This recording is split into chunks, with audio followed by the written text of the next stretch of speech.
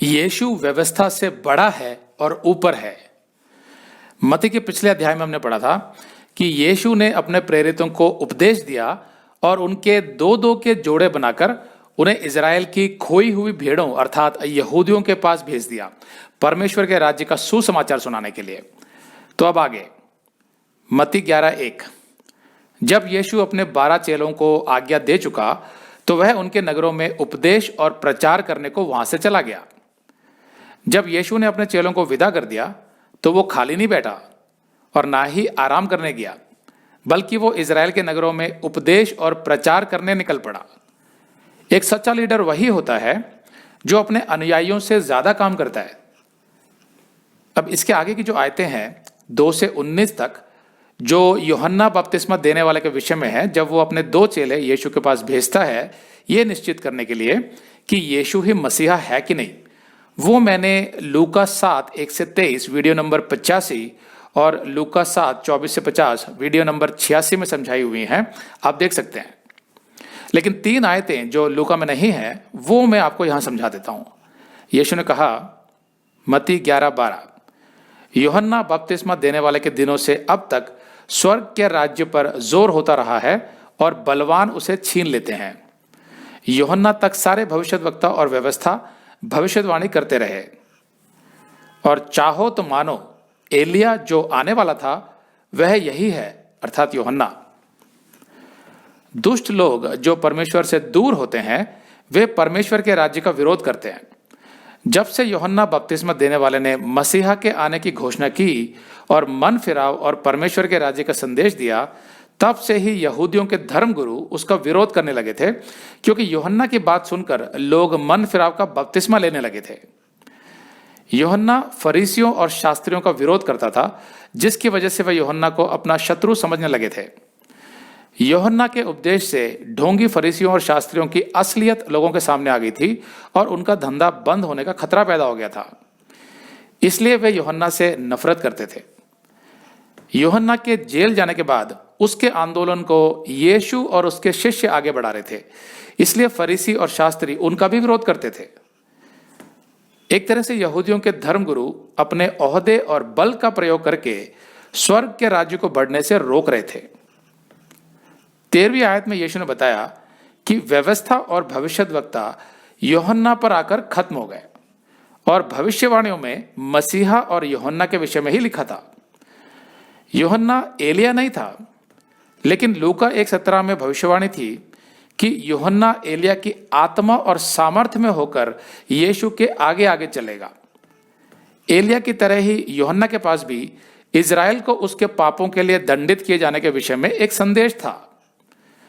यूहन्ना की सेवकाई के विषय में यशाया 40:3 में भविष्यवाणी की गई थी, जो यूहन्ना ने पूरी की, और यीशु यही सब बातें लोगों को समझा रहा था। लेकिन मलाकी 4:5 कहता है, देखो यहोवा के उस बड़े और भयानक दिन के आने से पहले मैं तुम्हारे पास एलिया नबी को भेजूंगा।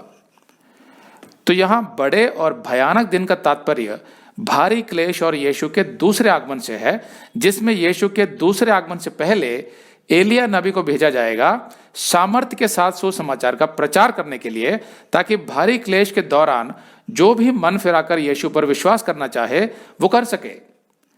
इस विषय में प्रकाशित वाक्य 11:3 से 7 में लिखा है, जिसमें एलिया के साथ एक और गवाह भी होगा। फिर यीशु ने ये क्यों कहा कि चाहो तो मानो एलिया जो आने वाला था वह यही यूहन्ना है। अगर आप ये संदेश पूरा देखना चाहते हैं तो आप इसे हमारे वेबसाइट hindiBiblestudy.com पर देख सकते हैं। यह वीडियो हमारे दिसंबर के वीडियोस में अपलोड किया हुआ है, तो जिनके पैकेज में भी दिसंबर का महीना शामिल है उनको यह वीडियो उनके माय अकाउंट में दिसंबर के वीडियोस में मिल जाएगा।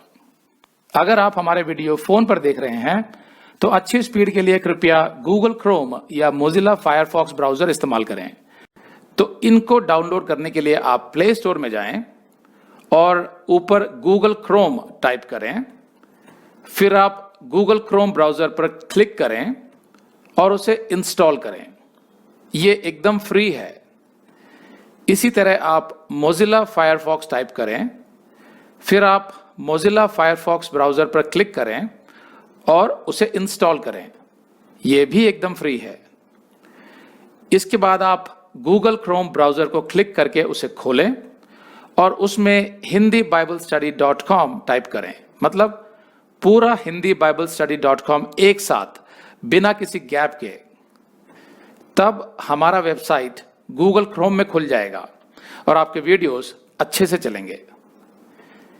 इसी तरह आप मोजिला फायरफॉक्स ब्राउजर भी क्लिक कर सकते हैं और उसमें भी बिना गैप के hindibiblesteady.com टाइप कर सकते हैं। उसमें भी हमारे वीडियोस बिल्कुल आराम से चलेंगे।